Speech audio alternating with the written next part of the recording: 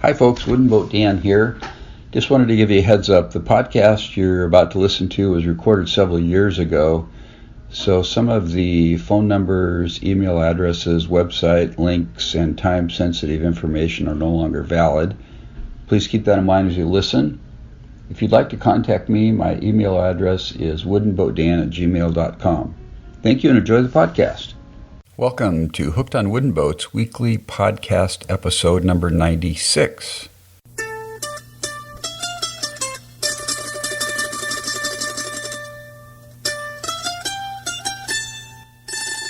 I am your host, Dan Matson, aka Wooden Boat Dan. If he can't do it, well, he's going to be a little frustrated. And this is the world's first podcast fully dedicated to celebrating the art, craft, history, tradition, and yes, folks, the romance of wooden vessels all over the world. Thanks for joining me, myself, and I today on the Wooden Boat Adventure. I'm having fun as usual. Yeah, this is fun stuff, folks. Today's featured segment is an interview with Betsy Davis, who is the executive director of the Center for Wooden Boats in Seattle. So you're going to want to stick around for that interview. It's about 25 minutes long, I believe. Well, this past week, I've been cranking on my Scamp boat. I am now 65 hours into the build, $3,847, including Washington State sales tax of 8.6%. Can you tell I'm an accountant, folks? And boat builder. Boat builder first, accountant second. So this past week, about a week ago, I had completed building the centerboard trunk, which I built off the boat because it just seemed easier to do it that way, and I think that worked out good. And I built the centerboard, completely finished it. And so I've got the centerboard trunk, both seat longitudinals installed, and bulkheads 4 through 7. So I've got those all in place, epoxied on the boat. And the last 2 days, I've been applying fillets like a wild man.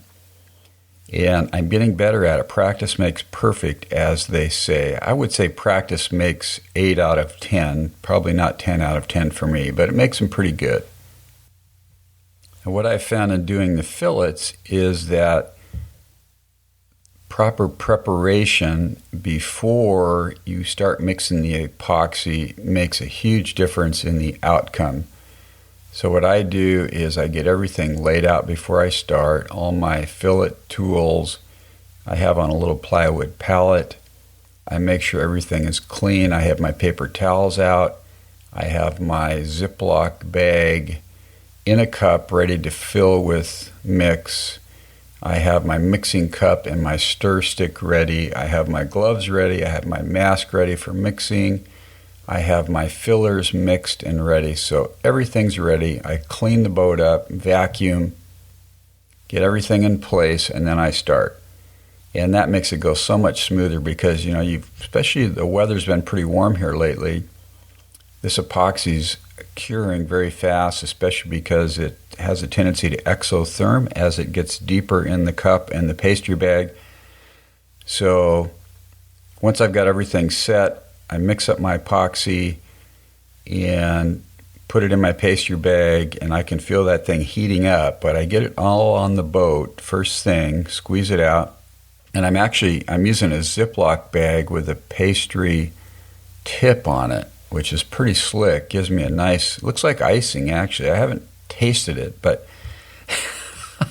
it's not the right color to taste. It's kind of purplish. It's like kind of weird looking, but anyway, it comes out of there really smoothly, and I get it all in the boat, out of the pastry bag, so it'll stop heating up, the epoxy will, and then I go and smooth it all out with my fillet tools, and then I go clean everything up, all the edges, check for spots that I missed. And actually, yesterday I got ready to do my second batch, and I realized I had laid in a fillet and had not smoothed it out with my fillet tools, and it was about 60% dry. So I was able to salvage it, make it look decent by using a chisel to smooth it out, and then apply a little bit of more material over the top of it, and it came out okay. So today I will finish doing the fillets on the bulkheads 4 to 7, and then I'm going to start putting up bulkheads 1 to 3, and the mast, trunk, and the stem, which is really exciting, and this baby's really going to be taking some shape. So I'm having a blast, folks. This is really fun stuff. I just like wake up in the morning and think, okay, what's my next step on the Scamp? Have I got everything I need? How am I going to prepare? What time am I going to start? All that stuff. So it's really fun. As I mentioned before, this boat is going to be for sale. It's basically an assembled Scamp kit that someone else would finish with paint and varnish and hardware, spars and sails and that sort of thing. So the basic structure will be built from the kit and then offered for sale. I hope to have it done at the end of August, because the other cool thing is I'm going to take it to the Port Townsend Wooden Boat Festival and have a for sale sign on it there. It should attract some attention and hopefully a buyer, or maybe two. Maybe I would love to build another one. I mean, they're fun boats, so pretty excited about that. Okay, that's a Scamp update. I could spend the whole time talking about the Scamp, but I won't today. I'd like to give a shout out to new subscribers, Ingo Werner, Millard Martin, and Patrick Hallowell. Thanks for subscribing to the podcast e-newsletter, folks. Great to have you on board. If you haven't subscribed yet, please do so. Go to hookedonwoodenboats.com/subscribe. Give me your name, email address, and then you'll be on my list to receive my monthly newsletter, where I give updates on what's happening with Hooked on Wooden Boats. I share some videos or photos. I talk about some cool things that I'm doing, and there's a list of current episodes in there. So it's just a fun way to connect with people. So again, hookedonwoodenboats.com/subscribe is where you go to do that. And my subscriber list is quickly approaching 300 people, which is pretty exciting. This Saturday is the Pocket Yacht Palooza in Port Townsend, Washington, Saturday and Sunday, 20th and 21st of July, 2013. I will be there all day Saturday myself, and it's pretty cool because I'm actually taking a boat I built to show to other people, which is my canoe Chelan, my 12-foot lap strike canoe. If you go to hookedonwoodenboats.com/Chelan, Chelan, you can see the christening video there for the canoe. So I'm going to have my canoe set up. I'm going to do a little advertising for my Scamp for sale. I'm going to do some interviews, take some photos, talk shop. It's going to be fun, folks. Action-packed day. Leave home about 6:45, get home about 10 o'clock, and be totally exhausted from having a blast all day. So if you can be there, look for me, please. Say hi, let's hook up, talk shop, see what you're up to. Should be a great time. I was there last year. It was just a one-day event. It was the first one they had last year. It's kind of like a small wooden boat festival for small craft, although there's going to be some glass boats there. It's a classic boat. It's not necessarily wood, but probably 2/3 of them are wood. And it's for boats that are considered pocket yachts, which are overnight camping boats and stuff between 10 and 20 or 25 feet, that sort of thing. So it should be fun. My canoe probably is a little small for camping on at 12 feet by 28 inches wide by 12 inches deep. Although an adventurer like Howard Rice would probably be pretty comfortable on there for a week or two in Puget Sound in the winter. He'd tent that thing up and have a good time on it. So anyway, that's a scoop this Saturday. If you can make it, I'd love to see you. I am feverishly working on my ebook also. Hang on a second here. I'm going to pull up the actual name of the book. Okay, the name of the book is going to be Get in the Wooden Boat Building Game, a complete planning guide for successfully building your first boat. And then I've written the purpose of the book here is, get to that here. Purpose of this ebook is to educate, inspire, and guide you through the decision-making process so your first wooden boat build will be successful. So I'm really cranking on the book. I've got basically 6 weeks to finish it because I want to have it done in time for the Port Townsend Wooden Boat Festival in September 6th through the 8th. On September 6th and on September 7th, I'll be giving a 1-hour presentation on building your first wooden boat, and I'm going to use my ebook as kind of a backdrop or an outline for what I'm going to be talking about that day. So it's really fun. I'm having a blast writing the book. It does take a lot of time, but like anything, I want it to be really good, and so I'm carefully editing it.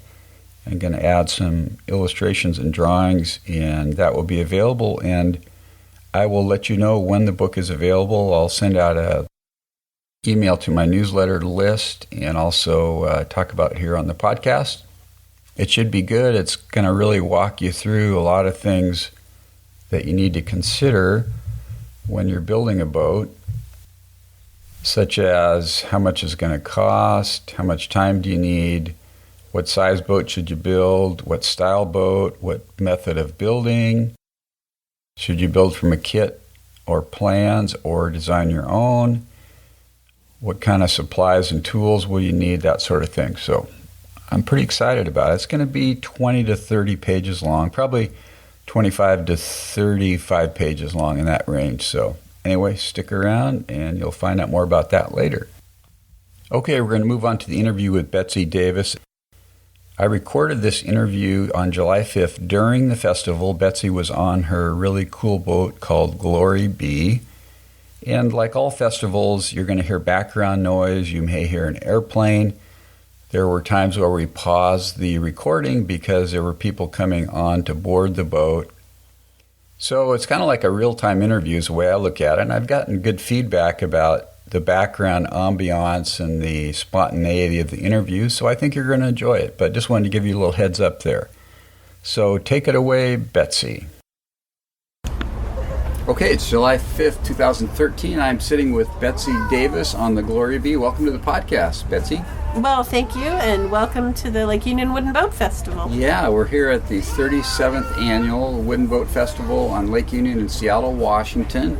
It's a gorgeous day, and we're going to do a little interview here with Betsy. So, Betsy, you're the executive director. Where are you from, Betsy? I'm curious what your I grew up in the Northwest. You did? Okay. And, what area? I grew up on Mercer Island. Oh, okay. And then went off to California for college, and then returned to Seattle, and I've been here ever since. Okay.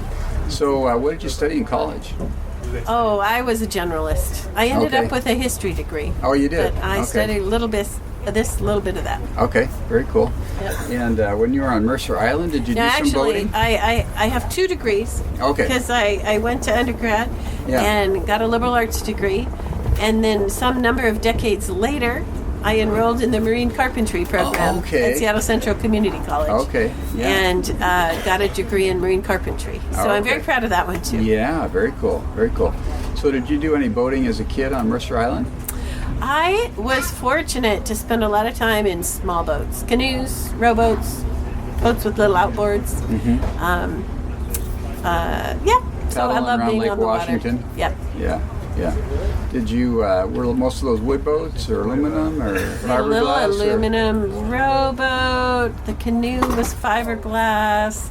And my parents, until I was 4, had an old monk cruiser. Oh, they did? So, yeah.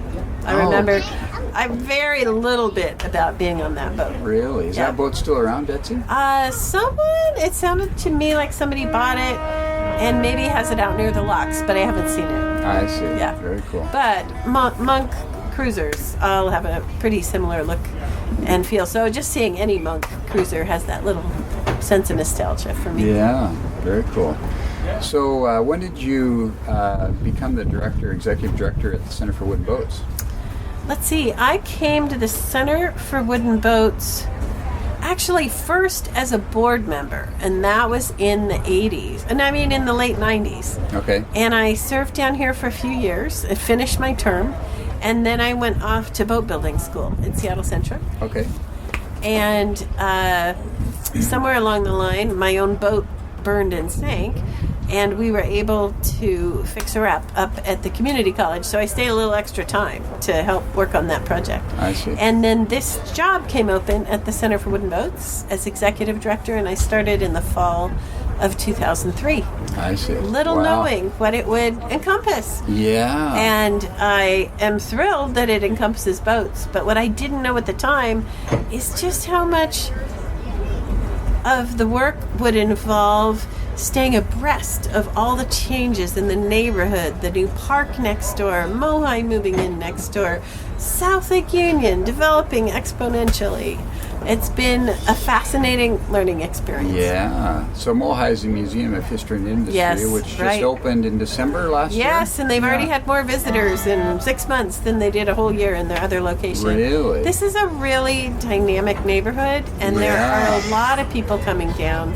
I've really heard so many people leaving their experience at Mohi Museum of History and Industry and saying, wow, those exhibits are great. I only saw part of it. I have to come back. So it's really bringing people both from the neighborhood and also from out of town. And a lot of articles I'm reading will mention the multiple assets that are here in the park. So come see Museum of History and Industry. Come see Virginia 5. Come see Northwest Seaport's boats, the Arthur Foss, the Lightship, and come see the Center for Wooden Boats. Yeah. And very soon, the United Indians of All Tribes is going to start the Northwest Native Canoe Center over on the west side of the park. Wow. So it's really an interesting park because there's so many nonprofits bringing activities and programs. In fact, we've formed informal working group of all the nonprofits in the park just to share information about what events we're doing and how do we co-market what all is happening down in the park. Mm-hmm. It's a pretty fun experiment. Yeah, very cool. So last year you opened the facility at North Lake Union, and then you just told me a few minutes ago that you've hired an architect to design a new education center here at the park. Mm-hmm. That'll start construction next year, is that right? Yeah. And what will that be used for, Betsy? Well, I'll tell you, down at the south end of Lake Union, we are out of space. And we love serving the public. We have so many wonderful youth programs now, dinghy sailing, field trips. We have workshops for adults. We have exhibits up now. People can walk through and see them. And what we're finding is we have to say no to a lot of people. We've had to turn away field trips this summer. We've had to turn away schools who want to bring a busload of kids because we don't have enough indoor space for a whole busload. And we've just not been able to serve everybody we want to serve because we don't have space. So we want to solve that problem and build some more space. So the primary space we need is boat shop space, where we can work on the boats and teach workshops. And then the other is classroom space, especially dedicated classroom for youth programs. Mm-hmm. So the new building will have both a brand new shop and also a classroom multi-purpose room. That will also enable us, it will also have space we can take some of our administrative offices and move them out of our floating boathouse over into the new building. So our upstairs in our existing floating building can be used by the public again. Mm-hmm, mm-hmm. So we're really, really looking forward to having more space. Yeah, that'll be awesome. I mean, you'll just be able to serve that many more people and do that many more programs and everything. Yep. Yeah, very cool. So what's your most popular program these days? Or is there such a thing? Oh, gosh. You know what? We serve over 100,000 visitors a year. Excellent. We probably serve over 100,000 visitors a year. Is that right? Yeah, I'm going to interrupt myself for a moment. Yeah, Larry, okay. We'll pause please feel here. free to come up. Okay, Betsy, we're back, and I think I asked you what your most popular program here is at Center for Wooden Boats. Well, you know, at the Center for Wooden Boats, we have over 100,000 visitors each year. So one program, I guess you could say, is people having free admission to come down to the water and walk the docks and look at the historic boats. Yeah. I'd say probably the second most popular program is our free public rides program, and we do that every Sunday afternoon. And the reason we can do it is because volunteers come down and take the public out sailing. Oh. And last year, we actually got over 7,000 people out on the water in free rides over the course of the year. And, that's amazing. And actually, I should have mentioned our festival, because our Lake Union Wooden Boat Festival that we're sitting at right now talking. Last year, there were over 30,000 people that came through. And that's really a chance for people to explore, and they can talk to the owners of wooden boats, or if they're kids, they can build a little toy boat, or they can learn or they can sit and listen to music, or learn how to cork the bottom of a boat, learn some other maritime skills, go talk to Sadutz about the canoe he's carving, our artist in residence. So anyway, it's a fun learning time, and it's a big moment for the Seattle community to come down to the park and the center. We also serve a lot of kids in our field trip program, and last year I think it was somewhere over 3,000 young people came down and got on the water and learned some skills and learned a little bit about the history of Lake Union. And that really changes some of those kids' lives, doesn't it? In a big way. Yes. Coming out of a classroom and doing something with their hands, working absolutely. as a team. You know, we have a field trip that we've done for a long time where kids build a little toy boat and then they go out paddling in the Umiak. And one of our staff people this last year worked with school teachers to adapt that field trip to specific curriculum content. And so now for the 3rd and 4th graders, they can learn about buoyancy, which is something they're supposed to learn. So when they build their little toy boats, then they get to be introduced to a little model dry dock. And so they put their little toy boats in and they pump it up and see the boats going up and down.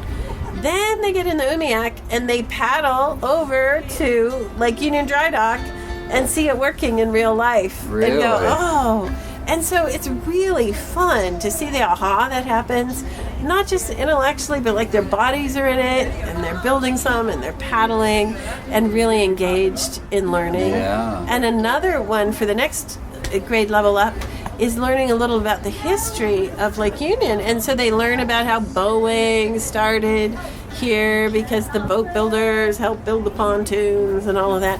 And then they get in the Umiak and they paddle over to Kenmore Air and see the seaplanes that are the continuing legacy of that history. So it is really fun to provide an environment where learning can happen both intellectually and physically. Yeah. And the Umiak's a skin-on-frame boat, right? Right, not a single fastener in it. In fact, we have some people building some single-person skin-on-frame boats during the festival, Umiaks, and it's really fun to watch them. Is that with Corey Friedman up there? Mm-hmm. Yeah, okay. Exactly. Yeah, he's really an expert at that. Oh, he's an expert and a great instructor. Yeah, very cool. So, anything else you want to talk about Center for Wooden Boats that's happening here? Well, I would say the Center for Wooden Boats is really interested in continuing to partner with other organizations in many areas. And one is we really enjoy working with Washington State Parks and Recreation up at Camino Island, on Camino Island at Kama Beach State Park. Yeah. And the state rents the cabins and runs the park, but then we get people into boats. And those boats, there's rowboats, there's a few sailboats, there's also boats with outboards. So families can go up and stay in the cabins and then go crabbing, which is really fun, or just go explore the water. Yeah. And it's been many years in the making, this partnership, and now it's been open 5 years or so. But what's neat to see is the partnerships up there. There's a nonprofit group who makes the quilts for the cabins, and another nonprofit group, the Beach Watchers, who helps lead natural history tours, and the Parks Department. And now there's a Camino Island Cafe at the park, which is just adding a lot of value. And there's a Kama Beach Foundation that's running the little general store. So all those partners are working together to start thinking about how do we market this experience to more people so they know about it, because it's really fun. And then down at Lake Union Park, we're partnering with Museum of History and Industry on a few programs. We're partnering with United Indians of all tribes on the canoe carving project. And we're helping lead the working group of nonprofits to really help make sure that when any of the groups does an event, the other groups know about it and can participate and really bring visitors a richer experience. This last year, we also have a new set of partnerships. We've piloted a new program called Job Skills Training. So underserved youth apply for this program, and we select about 8 down here, about 4 up at Camino Island. And they come down and get a stipend, and they learn to work in the shop, and they learn to work on the boats, and they learn basic things like I'm gonna anyway, pause here a second? Pause. Hi, Okay. I'm paused. Okay, we're back, Betsy. So I just wanted to let you know about the Job Skills Training Program, because this is a new program for us, and it really connects 2 sectors, important sectors in our area. One is underserved youth who really need opportunities to get living wage jobs. The other is the maritime business sector who's graying out. And as their older employees are retiring, some of the businesses are going, where's the younger folks? So we are running a job skills training program, underserved youth. They apply, they come to the center, they learn how to work in the shop, learn how to handle the boats. More importantly, perhaps, they learn how to communicate with each other, give and receive feedback, show up on time, work ethic, and work as a team. And during their training, we bring in various people from industry, maritime industry, to come in just for sack lunches and talk about how they got into the field. And so we're really building awareness and reducing barriers for these young people in case they want to join the maritime industry. And some of them don't, and that's great, because what we're doing is we're helping them set goals. Know that it's worth it, that they're worth it to have goals, and that they can help make those goals happen. So we've been really excited about continuing to build that program. yeah, very cool, very cool. Well, I'd like to talk about your boat here. Oh! This is a really cool boat, the Glory Bee. So, give me a little details about the construction, where she was built, year built, who built her, that kind of stuff. She was built in 1914 on Vashon Island in Dockton in the Taylor Grandy Yard. Don't know who the designer was. Oh, really? 36 feet long, double ender. At the time, they were building sailboats, so she looks a lot like a sailboat. But she's one of the original raised deck cruisers. And the Grandy, and Taylor Grandy, who helped construct her, was the father to some other Grandys who did a lot of boat building in the 20s and 30s, and did some boats that looked like the Lake Union Dream boats. And so she's been around Northwest Waters forever. She's had a series of owners. I was lucky when I purchased her because the previous owners had assembled a scrapbook that had their names and had photos of the boat over time. And I actually went to boat building school, and one day I was giving a talk up at boat building school, so I stopped by the boat in the morning and I got this scrapbook of all these original photos to take up to the school to show people. And that night, tragically, there was a fire at Seattle Yacht Club, and the boat burned and sank. And I thought she was gone. To the bottom of the... She would have gone to the bottom, but her anchor caught on the dock, so a little bit of her was floating. And it wasn't for 3 weeks that we were able to even bring the boats up out of the water. Really? And I thought she was gone. And it turned out when the boat was lifted up out of the water and put on the barge, one of my instructors from school was on shore. And the first thing they did is they lifted her up. She was on her side, lifted her up and dropped her on her bottom. And she floated. She was a boat. She remembered how to be a boat. And my instructor on shore saw that too. And he said, Betsy, if you pay for materials, the students could restore her as a suitable project for the curriculum. As long as you don't put any pressure on time, you're not an owner talking to a yard, you're a student working alongside other students. And I'm like, absolutely. So I took my insurance money, figured out a budget for materials, and we subsequently rebuilt her up in the Marine Carpentry Program at Seattle Central. Wow. And relaunched her in 2005. And I got to learn so many things along the way about boat building, about working with wood, about craftsmanship, about problem solving in the physical world, and maybe even most importantly, about how wooden boats build community in a way, I don't know, more than many other objects. I don't know why it is.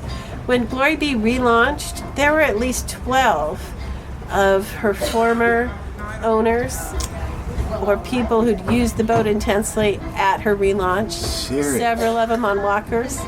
Really? Hello, this is the man you should interview. I'm going to take one pause. Okay. Boat. So we were talking about the 12, we relaunched, 12 people that came, former owners? Oh, yeah. Former owners came to the relaunch of Glory B. And it was just so exciting because I think so many of us who own wooden boats really just see ourselves as a steward for a certain point in time in the boat's history.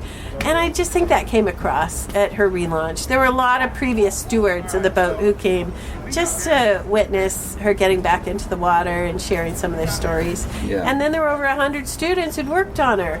And then there were like a dozen boats out on the water hooting and tooting when she was getting relaunched. That must have been really fun. It was a beautiful, beautiful moment. Oh, wow. And really cool. nice to see. So was she kind of built and used as kind of a family cruiser for Puget Sound? Was that or what? She was built for recreational use. Yeah.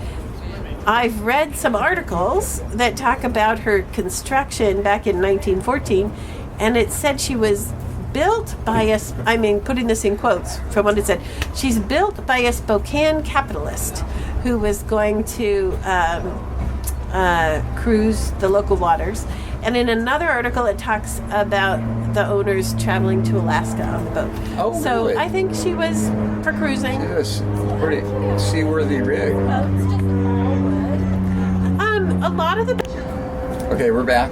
Where were we, Betsy? I forgot this time. Hope your memory's better than mine, right? It's a memory test. We were talking about the purpose of this boat. She was used recreationally. Right. Yeah. And so, before my time, there are families who have lived aboard, some with children. Oh, so really? She has spent time both in the U.S. and also in Canada. So she's a single screw boat? Yep. Single screw, and she's Carville planked? Yes. Doug fir well, when we took the boat out after the fire, one side, I forget which side, was Western red cedar, and one side was Doug fir. Of course, there are also some bits of other wood in there too, because patches had happened over time. But, so yes, now her hull is all Western red cedar. I see. Yeah. And early in her life, she had some near misses too. Yes. Oh my gosh, I'd love to just read you what was written in the article in Pacific Motorboat, and I'll do that in a second. Okay. Okay, go ahead, Betsy. We're going to read about. Go ahead. Glory B is kind of like a cat of nine lives. She's had some real adventures. I wasn't around to witness them, but in Pacific Motorboat in 1917, it says that Glory B was nearly destroyed in a severe winter storm, and I quote, "In even better condition than she was before damaged in the storm last winter, Glory B, the beautiful cruiser launch owned by L.A. Jacobs, is again in service, giving her owner and his friends new pleasure. Pounding on the beach several hours in the January storm, in which several Tacoma boats were damaged or destroyed, Glory B suffered seriously. 6 planks were pounded through, the skag was torn off, the rudder and propeller twisted, and the companion door was carried away. 2 tugs towed her 5 miles with only the funnel and flagpole showing. But now she doesn't show a scratch, and the damage is only a memory." Wow. I like that about wooden boats. Yeah, spring of 1917. And then that fall, later in 1917, R.P. Patterson, a well-known dry goods merchant of Seattle and Spokane, purchased her. And he purchased Glory B to cruise the Inside Passage to Alaska and kept her moored near a summer home on Orcas Island. But from that location, Glory B broke free of her moorings and drifted across the Strait of Georgia. And here's a quote from the article. The pleasure yacht Glory B, owned by R.A. Patterson, a Spokane capitalist, which broke from her moorings near the Orcas Island summer home of the owner, has been found and returned to her berth. When Glory B turned up missing, it was believed she had been stolen. But the watchman of a fish trap near Point Roberts spied her adrift, recovered the craft, immediately notifying her owner by telephone. She was found unharmed and was returned to her moorings under her own power. Wow. September 1917. What magazine? Pacific Motorboat and Motor Ship. That is awesome. Cool. We'll get back on board here and talk a little bit more. So, Betsy, have you done some cruising with her over the years? Up north or no. San Juans or anything? I have not done those things I thought I was going to do when I bought the boat. My vision was that I would throw my kayaks on top and just go explore South Sound and explore the Gulf Islands and the San Juan Islands. I haven't done any of that yet. Really? Yet to come. Yeah, very cool. So, she's 36 feet, is that what you said? Yeah, yeah, very cool. Now, you keep her at the Seattle Yacht Club still? Yeah, very good. Yeah. And you don't live on her, though. Have you ever lived on her? No. I have not. The previous owners have lived aboard. Did. Hello. Very cool. You're welcome aboard. If you want to take your shoes off, you can head down, take a look. Okay. Hey, sir. Very cool. Well, I appreciate your time today, Betsy. Anything else you'd like to say to the listeners today? Or let me ask you this. What is it about wooden boats that you really like? I mean, why do you do what you do? You know, when I turned 40, I met this boat, Glory B. And she really did become my teacher for the second half of my life. And really directed my path. And as I started learning how to handle her on the water, I learned things about paying attention to the wind and tides, and I learned things about balance, and I really learned that the journey is the destination. And then with the fire and working on our restoration, I learned so much about tools and about problem solving in the physical world. And I also learned about community and people coming together and rallying. And it might take a village to raise a child. I feel like it takes a village. It has taken a village to keep this particular boat around. And so I think about how much enrichment being around wooden boats has brought to my own life. And that's what really inspired me to take the job at the Center for Wooden Boats as executive director, because I'd like to make that kind of learning available to anyone in the community who's drawn to it. The kind of learning you've experienced. Yeah, personally. Yeah. And there's the spiritual side of being able to be on the water and in the natural world. And there's the intellectual side of learning how to do certain skills and sequence them. And there's also the physical side of learning how to handle wood and tools and router bits and the boat while she's underway. Yeah. And I think that's a really, really rich legacy, and it's really important to preserve that for other people in our community now and for people in the future. Yeah, right. So I'm just curious how you decided to go to the Marine Carpentry School. What made you decide to do that? I had worked in high tech for about 15 years. In high tech? High tech. Yeah. Yep. And I had the opportunity to take a couple years to redefine my direction. Knew I needed to work again, but I had a couple years. And when I had been on the board at the Center for Wooden Boats, I had met Dave Mullins, the lead instructor at that time for the school. And I shared with him that I had gone on a retreat just by myself and gone through my old journals, and I saw that I'd always wanted to learn how to build a boat. so I started asking him about his program at the school, and I was like, oh, I don't think I would be able to do it. And he's like, well, don't sell yourself short. Why don't you try it? And so I got an opportunity to go to the school, and I was really bad at it, but it was so great to learn. It was a really, really enriching learning opportunity for me. And I think the way I discerned that I wanted to do that was just about a week of quiet time and reflective time and going back through things I'd written to myself over the prior decades, and that's the thing that really emerged. Yeah, very cool. Yeah. How long is that program, Betsy? Well, when I was in the program, it was about 2 years. 2 years long, wow. 4 days a week, 8 hours a day. Wow. Awesome program. Yeah. Great instructors. Did you build a boat during that time then? Nope. Worked on some bits boats? and pieces of different boats. Yeah.